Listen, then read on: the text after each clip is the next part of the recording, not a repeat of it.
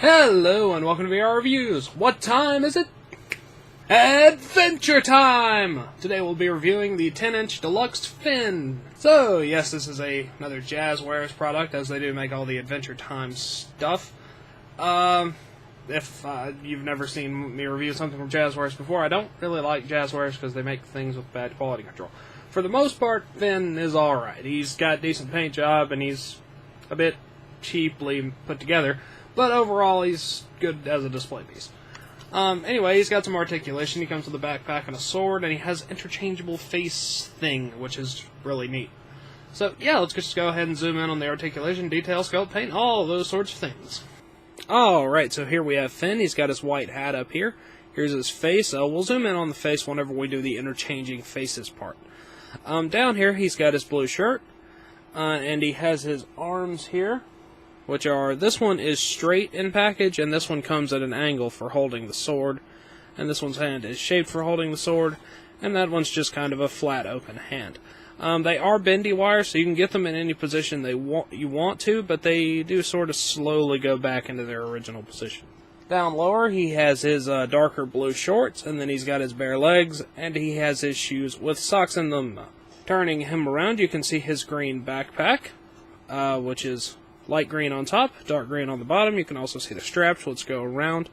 I will be leaving the backpack on for the entire review because it is a pain to get on and off, and I've seen people ruin the paint job on the shoulders and things trying to get it on and off, so I'm just going to leave it on. I've only put it on once, and I think I'll leave it that way. It is openable, so that's kind of cool, and that's pretty much the extent of the backpack. Now let's zoom in on Finn's face and take a look at some of the interchangeable faces and things of that nature. Alright, so this is the face that Finn comes in package with. It's just sort of a standard smiling face. And you've changed them just by flipping them down and rotating them like that. And you have that one, which is just a little bit different than the first one. Rotate down again, and you have this sleepy face. And then you rotate down again, and you have this very extravagantly made face, which is quite amusing. And it's the one that I did the thumbnail with. It's just kind of hilarious. And you can also sort of use that to make him look down a little bit if you want to, so you could use it that way. It does have a little notch there in the forehead, but you could use it to just kind of do that if you want to. Alright, now let's zoom out and look at his articulation. Articulation-wise, Finn isn't really all that great. His head will rotate side to side. His arms are bendy wires, but in terms of like bending up and down, they don't really seem to move very much. They kind of rotate forward a bit, but for whatever reason, it doesn't really work very well. He has a waist cut. He has hinge hips, which move forward and back and rotate. And he has the same thing at the knee, forward and back and rotation. And then he has a foot rotation. So that is pretty much the extent of his articulation. It's alright. You can pose him a little bit, but for the most part, it's just not that great. The joints are a bit stiff and brittle feeling, so I wouldn't try to pose him all that much anyway. We've already looked at his backpack, so his only other accessory is the sword, so let's look at that. Alright, so the sword that Finn comes with is his gold sword. He doesn't really use that too much anymore. He's more using his demon blood sword right now, but it's like perfectly detailed. It looks exactly like it's supposed to. It's got the wrapping here and the gem at the end and all the scratches and notches on the gold blade. And it's practically perfect. It fits right in his hand, and it's just a great accessory to have. Alright, that's the only accessory apart from the backpack. I wish that he had like a way to attach it to the backpack, like that little strap that he has on the side sometimes. Or if you could slide it behind the backpack, but there's not enough room to do that.